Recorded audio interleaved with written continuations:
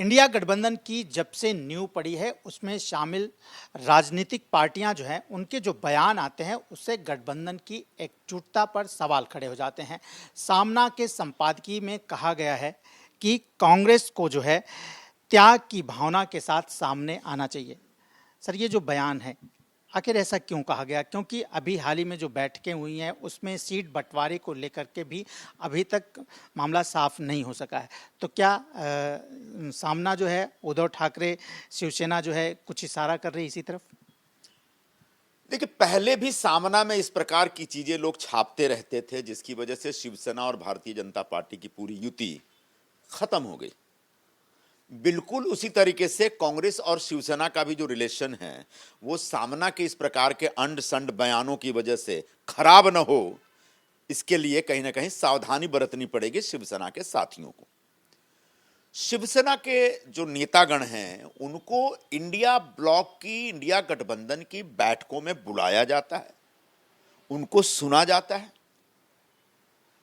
Congress party के जो वरिष्ठ नेता हैं दिल्ली में, बड़े बड़े नेता हैं, चाहे हमारे अध्यक्ष जी हो, यहाँ सोनिया जी हो, राहुल जी हो या वेणुगोपाल जी हो, ये सभी लोगों के साथ शिवसेना के बड़े बड़े नेताओं का एक्सेस है, वो मिलते हैं, बातें करते हैं। तो अगर उनके मन में कांग्रेस के लिए कुछ है तो उन बैठकों में रखे ना, उन बातों को सामना में जाहिर करके आप कहीं ना कहीं पूरे गठबंधन धर्म को नष्ट कर रहे हैं। और गठबंधन धर्म नष्ट होगा तो सिर्फ कांग्रेस का नुकसान नहीं होगा, शिवसेना का भी भारी नुकसान होगा। इसलिए जिम्मेदारी सिर्फ कांग्रेस की नहीं है, शिवसेना की भी है कि अगर कुछ बात कहनी है तो अखबार के जरिए मत कहिए। इंडिया की जब मीटिंग होती है ना तो उन मीटिंगों में अपनी बात रखिए, नहीं तो नेताओं से मिलकर अपनी बात रखिए। इस प्रकार से अगर सभी पार्टियां एक दूसरे के बारे में अगर सार्वजनिक रूप से अखबारों के माध्यम से बयान देते रहेंगे तो निश्चित तौर पर यह इंडिया गठबंधन की एकता के लिए खराब होगा। लेकिन पर्टिकुलर सर कांग्रेस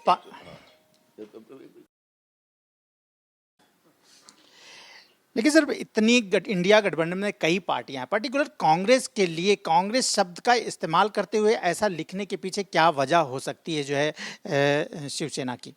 नहीं, कांग्रेस एक बहुत बड़ा दल है पूरे गठबंधन में। मैं समझता हूं कि इस पूरे गठबंधन को जो लीड करने वाली जो एक फोर्स है वो कांग्रेस पार्टी है। तो कांग्रेस से अपेक्षाएं रखना गलत बात नहीं है, बिल्कुल रखनी चाहिए, चाहे वो डीएमके हो या फिर लालू यादव जी की पार्टी हो या फिर नीतीश कुमार जी की पार्टी हो, शिवसेना हो या ममता दीदी हो। इन सबको कांग्रेस से अपेक्षाएं रखनी चाहिए और हम इसका स्वागत करते हैं। लेकिन इन अपेक्षाओं को एक ताना मारते हुए या किसी की आलोचना करते हुए या किसी की चुनौती देते हुए अखबारों में जाहिर करना यह गलत है। क्या ये कांग्रेस पे दबाव बनाने की भी राजनीति हो सकती है? क्योंकि जिस तरह से 3 राज्यों के जो है जो रिजल्ट आए उसके बाद ये सवाल उठे कि अब जो है इंडिया गठबंधन में कांग्रेस की कम सुनी जाएगी, तो क्या इसको लेकर के भी शिवसेना इस तरह के जो है ये बयानबाजी कर रही है? ऐसा अप्रोच अगर शिवसेना में या किसी और पक्ष में है जो इंडिया गठबंधन का हिस्सा है तो बड़ा निराधार है। क्योंकि भले ही तीनों राज्यों में हम हार गए, लेकिन जब हमारा वोटिंग परसेंटेज आप देखेंगे ना तो बहुत स्थिर है, मतलब कहीं से घटा नहीं है। बल्कि पूरे तमाम जो पिछले 5 राज्यों में चुनाव हुए, 5 राज्यों में, उन राज्यों के चुनावों में जो वोटिंग हुई है उन वोटिंग का अगर हिसाब किताब आप देखेंगे तो हम भारतीय जनता पार्टी से भी आगे हैं। 10 लाख वोट ज्यादा हमको मिला है। तो कांग्रेस पार्टी चुनाव हारना जितना अलग बात है, लेकिन कांग्रेस पार्टी एकदम कमजोर हो गई है और कोई भी आके एक थप्पड़ मार के निकल सकता है, ऐसी भूमिका भी नहीं रखनी चाहिए, ऐसी गलतफहमी भी रहने की जरूरत नहीं है। कांग्रेस के एक आप वरिष्ठ नेता हैं, जो भी इंडिया गठबंधन में इस तरह की पार्टियां हैं जो बयानबाजी करती हैं उनके लिए क्या संदेश है कांग्रेस की तरफ से? संदेश यही है कि लड़ना है तो बीजेपी से लड़िए। पूरा इंडिया गठबंधन बना है भारतीय जनता पार्टी से लड़ने के लिए।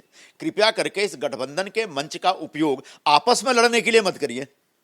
एक और सवाल कि अब जो भी राजनीतिक पार्टियां हैं, जितनी भी तैयारियां हो रही हैं वो लोकसभा चुनाव को लेकर के हो रही हैं। अभी दक्षिण भारत से एक ऐसा बयान आया जो उत्तर भारतीयों के लिए बेहद ही शर्मनाक जो है उसे माना जा रहा है, क्या कहेंगे उस पर? डीएमके के एमपी हैं जो पहले मंत्री भी थे, दयानिधि मारान साहब, और उन्होंने इस प्रकार का बयान दिया है कि यूपी बिहार के लोग हमारा टॉयलेट साफ करते हैं। ये निश्चित तौर पर यूपी बिहार के लोगों का अपमान करने के दृष्टिकोण से दिया हुआ बयान है। हम इस बयान की निंदा करते हैं। हाँ, यूपी बिहार के लोगों पर हमको फक्र है कि वो एक मेहनत कश लोग हैं, और पूरी पूरी दुनिया में, हिंदुस्तान पूरी दुनिया में जाके मेहनत करके दो रोटी कमाते हैं। तो मेहनत करना कोई पाप नहीं, कोई गुनाह नहीं है, लेकिन इस प्रकार की बातों का, इस प्रकार के शब्दों का उपयोग करके अगर आप यूपी, बिहार या उत्तर भारत के लोगों को आप हीन भावना से देखना चाहते हैं तो निश्चित तौर पर आपत्तिजनक होगा। डीएमके के साथियों को आइंदा आगे से ख्याल रखना चाहिए कि उत्तर भारत या किसी के बारे में भी इस प्रकार की अपमानजनक टिप्पणी ना करें। संजय निरुपम कांग्रेस के नेता तो हैं ही, वो उत्तर भारतीयों के एक बहुत बड़े नेता माने जाते हैं, और इस तरह पे जब कोई बयानबाजी करता है उत्तर भारतीयों के खिलाफ तो उसके अगर ऐसे ही बयान और भी आते हैं तो आप लोग इसे आगे किस तरह से देखेंगे? क्या इस पे आप अपना विरोध जताएंगे किसी भी तरह से? हमारा विरोध है।